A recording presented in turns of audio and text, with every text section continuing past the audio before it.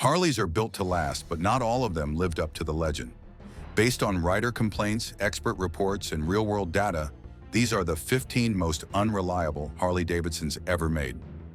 Number 15, 1981, Harley-Davidson Sportster Ironhead. The 1981 Sportster Ironhead is one of those bikes that divides Harley fans right down the middle. Some call it a raw, no-frills piece of American motorcycle history. Others, mostly the ones who actually owned it, remember it for something else entirely: constant breakdowns, brutal maintenance schedules, and a temperamental attitude that tested every rider's patience. At its core was a 997 cubic centimeter Ironhead V-twin engine, hence the name. On paper, it had that classic Harley sound and attitude, pumping out torque that felt decent in its prime. But iron cylinders and heads meant heat was always a problem. Ride it too hard or too long in warm weather, and you were risking warped valves, burned pistons, or worse. Owners got used to checking oil levels obsessively because leaking gaskets were part of the deal, sometimes right off the showroom floor. And don't forget the Kickstarter. It wasn't just there for fun, it was a necessity since the electric starter often failed or drained the battery too fast. It made every ride feel like a gamble. Would today be the day it left you stranded? Despite all of this, some still cling to their Ironheads for the nostalgia and old-school style. But if you were looking for reliability, this definitely wasn't the Harley for you. Consumer Reports back that up with a dismal 2.1 out of 5 reliability score. The 1981 Ironhead looked the part, but it came with more headaches than horsepower. Number 14, 1984, Harley-Davidson FXST Softail. When Harley-Davidson rolled out the FXST Softail in 1984, it wasn't just launching a new model, it was debuting an entirely new design philosophy. This was Harley's answer to riders who loved the rigid, hardtail look, but wanted the comfort of a modern suspension. With its hidden rear shocks tucked beneath the frame, the Softail offered a cleaner profile without sacrificing ride quality, or so it seemed. Powering the first-generation Softail was a 1,340 cubic centimeter Evolution V-twin engine. On paper, it was a solid power plant, known for being more reliable than the shovel-head it replaced. But in practice, things weren't so smooth. The FXST quickly developed a reputation for excessive vibration, especially at highway speeds. The rigid mount engine combined with the frame geometry led to a harsh ride that wore out components faster than expected. One of the bike's weakest points was the swing arm area, especially under heavier loads or aggressive riding. The 5-speed transmission also struggled to keep up, with gear slippage and false neutrals cropping up more often than Harley would have liked. Consumer Reports flagged these issues early, marking the model's transmission as a known failure point. While the styling was undeniably classic, long, low, and unmistakably Harley, the execution left many early owners frustrated. The bike looked the part, but frequent maintenance, vibration-induced component failures, and mounting repair costs made it a challenging machine to keep on the road. In hindsight, the 1984 FXST Softail was a bold move that set the tone for decades of Harley design. But its debut year came with growing pains. Collectors may appreciate its historical value, but as a daily rider, it demanded more patience than most were willing to give. Number 13, 1994, Harley-Davidson FLHR Road King. When Harley introduced the FLHR Road King in 1994, it aimed to create the perfect blend of old-school cruiser styling with full touring capability. Dressed in chrome, classic fenders, and hard saddlebags, the Road King looked like the ultimate road warrior. But beneath its vintage aesthetics were some frustrating flaws that kept it off the list of truly dependable long-haul machines. Powering the bike was Harley's air-cooled 1340 cubic centimeter Evolution engine, delivering solid torque for highway cruising. While the motor itself was reasonably reliable, the supporting components were where things started to fall apart. The most common complaints came from the fuel system. Riders frequently battled vapor lock, caused by excessive heat buildup around the fuel lines, which led to sudden power loss during rides. Adding to the problem was the vacuum-operated petcock, which became notorious for sticking shut and cutting off fuel delivery altogether. More than a few riders found themselves stranded on the side of the road, waiting for their bike to cool down just to restart it. The Road King's braking system didn't offer much relief either. The rear calipers were prone to seizing, leading to uneven braking and excessive wear on pads and rotors. It made heavy touring loads feel even riskier, especially when coming to a stop on downhill sections or wet roads. Even routine maintenance was more tedious than it should have been, with cramped component layout and awkward access to service points. Despite its popularity in Harley's lineup, the first-year Road King didn't quite live up to its royal title, but too often left them stuck in the breakdown lane. If you're enjoying this breakdown of Harley's most unreliable bikes, then hit that subscribe button and stay tuned. There's a lot more mechanical mayhem ahead. Got your own Harley horror story? Drop it in the comments. Number 12. 1997 Harley-Davidson FLSTS Heritage Springer. Some motorcycles win riders over with cutting-edge performance, while others rely purely on nostalgia.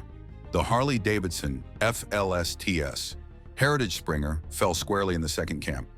Introduced in 1997, it was a tribute to the brand's 1940s-era styling, complete with a Springer front end, white wall tires, and enough chrome to catch sunlight from across the street. But while it looked like a rolling time machine, it also brought back some mechanical headaches many thought Harley had left behind. At the heart of the Heritage Springer sat the air-cooled Evolution V-twin engine, displacing 1,340 cubic centimeters. It wasn't a powerhouse, but it delivered smooth low-end torque and a classic Harley rumble. Riders praised the engine's character and durability, but the real talking point, for better or worse, was the front suspension. Designed to mirror the vintage Springer setup of decades past, it was visually stunning, but practically it was unstable and overly complex. The dual-spring design required frequent adjustment, and riders often reported front-end wobble at mid-range speeds. Handling wasn't the bike's strong suit either. The FLSTS had a rear-heavy stance, and combined with soft shocks, it bottomed out more often than it should have, especially when carrying a passenger or luggage. Cornering was also a challenge due to limited lean angles and unpredictable weight transfer through the Springer fork. Even under normal riding conditions, many owners found themselves fighting the bike rather than flowing with it. Despite its showroom appeal and collector status today, early reviews from Consumer Reports and rider surveys highlighted persistent issues tied to suspension reliability and ride stability. It earned a modest 2.3 out of 5 in long-term dependability ratings. The Heritage Springer was undoubtedly a head-turner, but beneath the chrome and nostalgia lay a bike that struggled to match modern-day expectations. Number 11. 1999 Harley-Davidson Dyna Super Glide Sport FXDX. Some Harley models aim to push performance to the forefront, and the Dyna Super Glide Sport FXDX was one of them. Introduced in 1999, it was built for riders who wanted a stripped-down, aggressive look with improved handling over the standard Dyna lineup. It featured dual-disc front brakes, stiffer suspension, and a sportier riding position, offering a taste of performance while keeping that unmistakable Harley feel.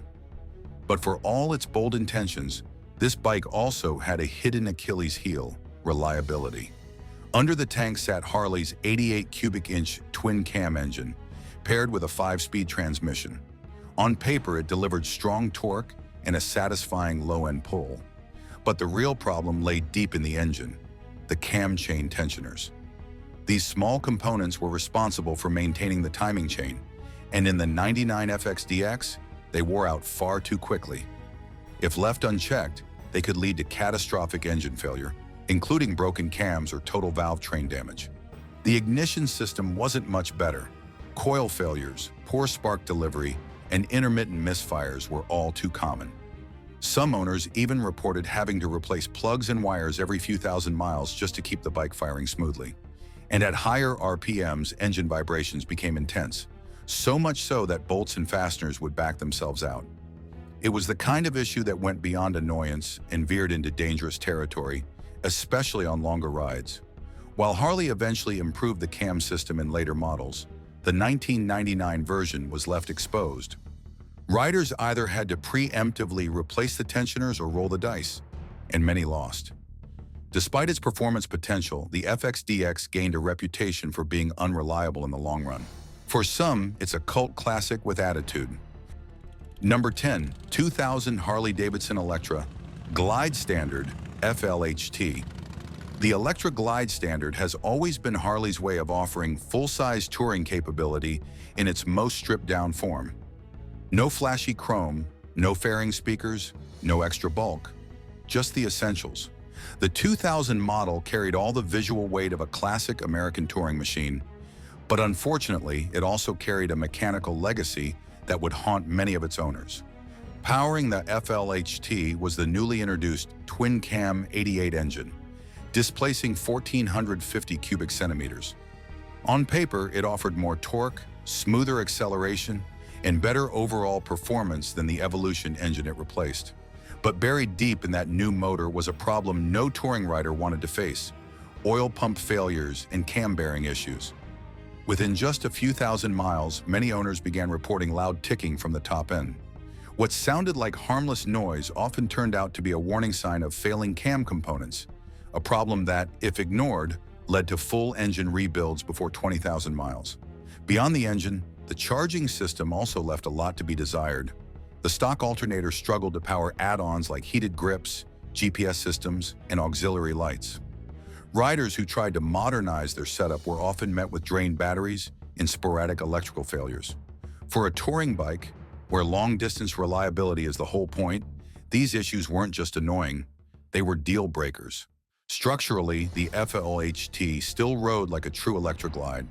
It had the full-frame setup, comfortable seat, and highway manners that Harley touring models are known for. But reliability concerns weighed heavily on the ownership experience. Consumer reports flagged it for early drivetrain failure risk, and many riders looking for stress-free mileage were left with constant maintenance instead. Today, the 2000 Electra Glide Standard sits in a strange place. It looks like a great used buy, and on the surface, it delivers the essentials of Harley touring. But under the tank, it's a ticking time bomb, one that taught Harley a lot of hard lessons about the twin-cam platform. Number 9, 2001 Harley-Davidson Softail Deuce FXS TD. At the start of the new millennium, Harley-Davidson introduced a motorcycle designed to turn heads, the Softail Deuce. With its stretched lines, chrome-laden finishes, and low-slung profile, the FXS TD Deuce was Harley's take on factory custom styling. But underneath the show bike aesthetic were some real-world issues that took the shine off its reputation. Powering the Deuce was the 88 cubic inch twin-cam 88B engine, paired with a counterbalancer designed to smooth out vibration in the Softail frame. While the engine delivered a satisfying rumble and decent torque, it wasn't long before problems started to surface. One of the most common complaints centered around the cam chain tensioners, which wore out far too quickly and led to premature engine wear. If not addressed early, they could cause serious internal damage. Yet Harley didn't offer proactive replacements unless failure had already occurred. The frame design, while visually appealing, contributed to additional issues. The rear fender and mounting brackets were prone to cracking, especially under regular vibration and normal road stress. Combined with a soft suspension setup, the bike struggled to handle anything more than solo cruising. Many riders also noted poor damping in the rear shocks, leading to bottoming out on rough roads or with passengers. Another weak point was the oil tank system. Positioned awkwardly under the seat, it was difficult to access for maintenance and prone to leaking, especially near the filler neck and drain plug. Number 8, 2003 Harley-Davidson V-Rod VRSCA. When Harley-Davidson unveiled the V-Rod in 2002, it marked a dramatic departure from anything the company had done before. With its futuristic styling, drag-inspired frame, and a water-cooled engine co-developed with Porsche, the VRSCA was Harley's boldest attempt to modernize its image. But for all its innovation, the first-generation V-Rod quickly became one of the brand's most controversial and problematic models.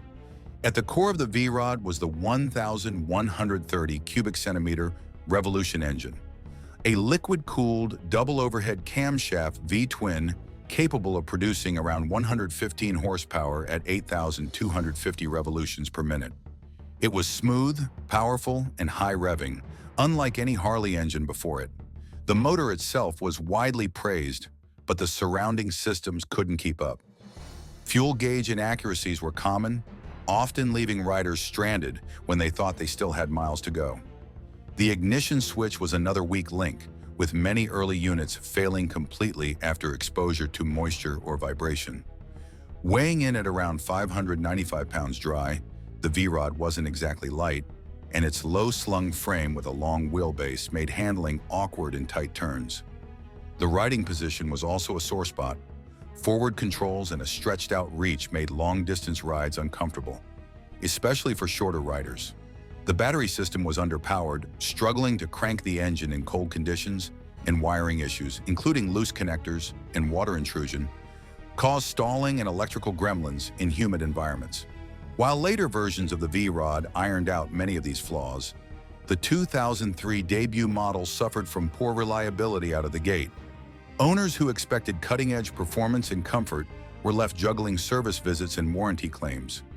Despite its striking looks and groundbreaking engine, the first-gen V-Rod remains a lesson in what happens when bold engineering meets rushed execution. It's a bike that promised the future, but left many stuck in the past. Number 7, 2006 Harley-Davidson Street Glide FLHX. When the Street Glide launched in 2006, it was hailed as a game-changer in Harley's touring lineup. Built to bridge the gap between full-dress touring and stripped-down cruising, the FLHX brought together long-haul comfort in a sleek bagger style that quickly made it a showroom hit. But behind the hype, the first-generation Street Glide carried a number of critical reliability concerns that kept many owners frustrated. At its core was the air-cooled twin-cam 88 engine, a familiar power plant across Harley's early 2000s touring lineup. It delivered solid torque in traditional V-twin character, but like its predecessors, it suffered from one major flaw: the cam chain tensioners. These components were prone to early wear, and if left unaddressed, could cause severe internal engine damage. The issue was already well known by 2006, yet Harley didn't revise the system until years later, leaving Street Glide owners with expensive and sometimes catastrophic repair bills. What made the FLHX unique was its batwing fairing and integrated audio system, features that added to its touring appeal. However, the stereo quickly became a point of failure. Poor wiring insulation and weak waterproofing led to frequent electrical shorts, blown fuses, and malfunctioning controls. Some riders even reported that rain or humidity alone was enough to knock the audio out entirely. Weighing in at around 775 pounds wet, the Street Glide was stable and comfortable at highway speeds, but excessive engine heat made stop-and-go traffic a real challenge. While the bike laid the groundwork for one of Harley's most successful platforms, its debut year revealed growing pains that many riders weren't prepared for. Number 6, 2007 Harley-Davidson Road King Classic FLRC. Some model years introduced major upgrades, but not all of them go as planned. In 2007, Harley-Davidson launched the Road King Classic with a new 96 cubic inch twin-cam engine and a 6-speed transmission, aiming to improve both power and long-distance touring comfort. On paper, it sounded like a welcome evolution. In practice, the changes brought a wave of mechanical issues that made this version one of the more problematic entries in the Road King lineup. The 96 CI engine delivered strong torque, with smoother acceleration than the 88 CI motor it replaced. But the added displacement came at a cost. The engine ran noticeably hotter, especially in traffic or during summer rides. Many riders experienced oil sumping, where excess oil collected in the crankcase, leading to increased internal pressure, poor throttle response, and reduced reliability. Despite its touring focus, the bike struggled in low-speed situations, where engine heat became a serious concern. The 6-speed transmission was supposed to be a major improvement for highway cruising, offering a taller top gear and lower revs. Instead, it turned out to be a weak link. The leather-wrapped hard saddlebags, wide floorboards, and retro-styled windscreen all gave the bike vintage charm. But for many, those perks didn't outweigh the headaches caused by mechanical unreliability. While later model years refined the platform, the 2007 version marked a transitional year with unresolved issues. Reliability data consistently highlighted engine heat and drivetrain complaints, putting a dent in the Road King's otherwise strong touring reputation. For riders who took the plunge that year, the classic experience came with a costly learning curve. Harleys surely had hits and misses. Number 5, 2008 Harley-Davidson Rocker CFX CWC. Not every Harley aims to blend in, and the 2008 Rocker C was the brand's boldest attempt at redefining the factory chopper. With its slammed stance, stretched frame, and minimalist lines, it looked like something out of a custom bike show. But while it delivered on visual impact, its mechanical design and ride quality fell short, earning it a place among Harley's most polarizing and least reliable models of the decade. Powering the Rocker C was the air-cooled twin-cam 96B engine, delivering a solid 92 foot-pounds of torque at 3,000 RPM. On paper, it provided the kind of low-end grunt expected from a Softail platform. But the ride was compromised by poor weight distribution and a rigid-feeling rear end that struggled to absorb bumps. Many riders found the bike uncomfortable on anything longer than a short city ride. The most distinctive feature of the Rocker C was its trick seat, an integrated passenger seat that folded out from under the solo rider saddle. It was an interesting concept, but structurally weak and widely criticized for being both cramped and unstable. The rear fender assembly, which supported the seat, was prone to cracking under load, especially when carrying passengers or gear. Combine that with a rear suspension that bottomed out easily, and the bike's comfort quickly turned into a liability. Fuel economy was another sore point, averaging under 35 miles per gallon in many real-world tests. Riders also complained about excessive vibration, belt alignment issues, and premature wear on key drivetrain components. Maintenance was frequent, and the design made access to parts more difficult than necessary, frustrating even seasoned mechanics. Despite its aggressive styling and showroom appeal, the Rocker C failed to resonate with most riders. Harley quietly discontinued it after just a few years on the market, and ownership satisfaction surveys from the time reflected the disappointment. Number 4, 2010, Harley-Davidson Electra Glide, Ultra Limited FL HTK, launched as Harley-Davidson's premium touring machine. The 2010 Electra Glide Ultra Limited was designed to be the ultimate long-distance cruiser. It came fully loaded with comfort features, touring upgrades, and refined styling, setting high expectations for performance and reliability. But while it delivered on luxury, its mechanical reliability told a different story, one that left many riders disappointed. Powering the Ultra Limited was the air-cooled twin-cam 96 engine paired with an integrated oil cooler, designed to handle the rigors of long-distance travel. On paper, it offered strong, low-end torque and smooth highway cruising. In reality, the engine ran excessively hot, especially during low-speed city rides or heavy touring loads.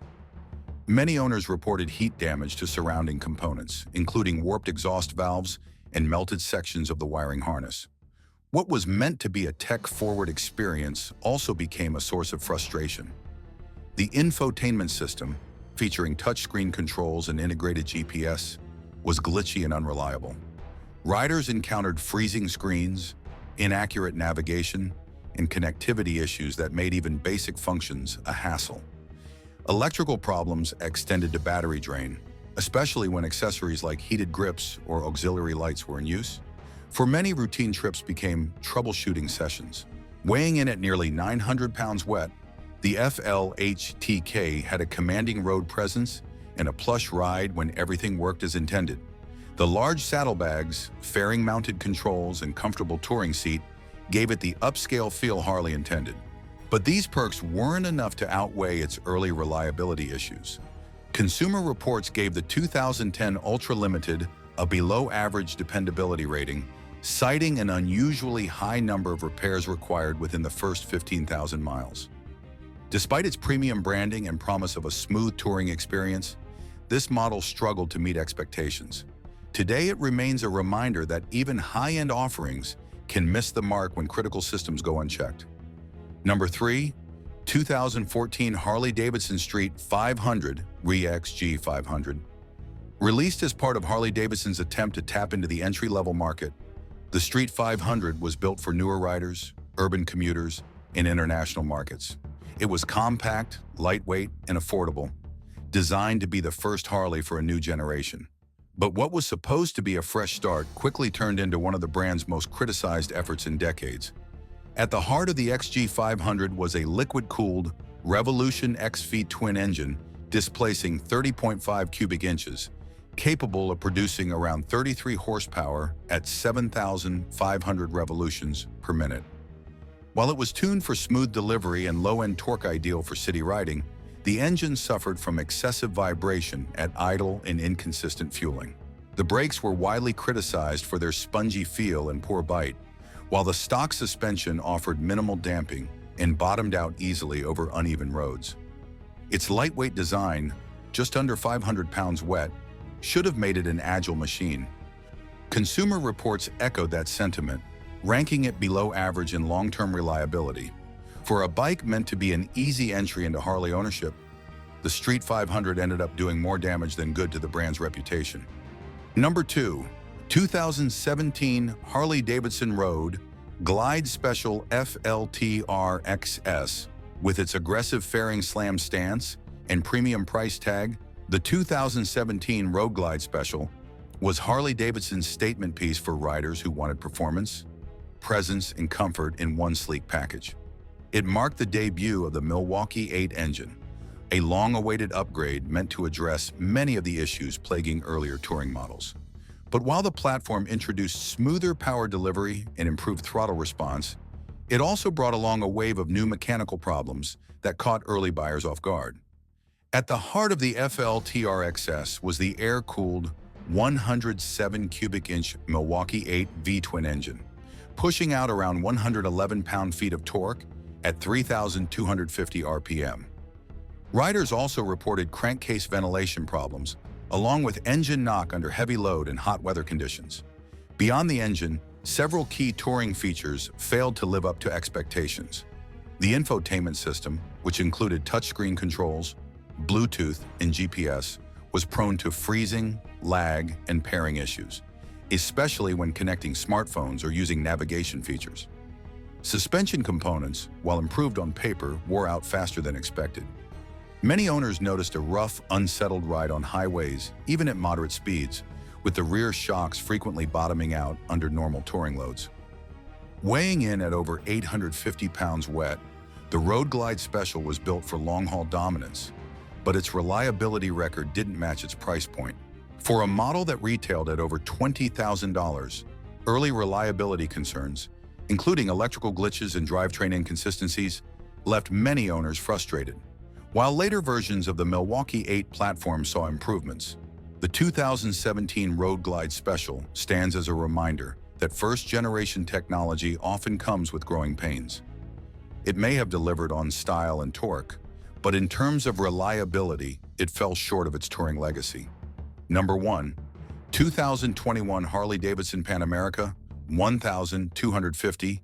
The 2021 Pan America 1250 marked Harley-Davidson's bold entry into the adventure touring segment, a class dominated by brands like BMW, KTM, and Honda.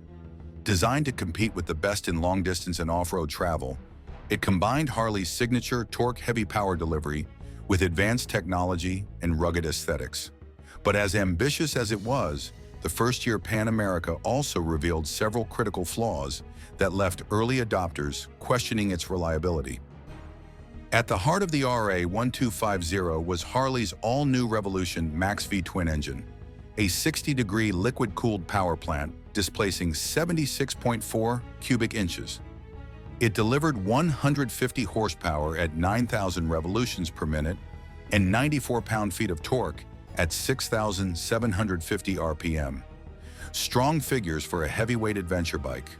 The engine was responsive, high-revving, and marked a clear departure from the brand's traditional air-cooled cruisers. However, riders quickly discovered that this new powertrain wasn't without its issues. Reports of sudden power loss, stalling during gear shifts, and unpredictable throttle response were common, often accompanied by persistent check engine lights even on low-mileage bikes. One of the Pan America's most innovative features was its adaptive ride height system, a self-adjusting suspension that lowered the seat height at stops to make the tall ADV bike more accessible. While it sounded great in theory, many owners found it unreliable in practice. Malfunctions were frequently reported in colder climates, and in some cases, the system failed to engage at all. Harley also equipped the bike with a full-color TFT display to manage rider modes, navigation, and diagnostics, but this screen was prone to freezing and software glitches. Several bikes required complete ECU reflashes within weeks of purchase just to function correctly. Some Harleys look like icons, and a few even ride like legends. But behind the chrome and thunder, these 15 bikes came with issues riders couldn't ignore. If you enjoyed the video, please subscribe.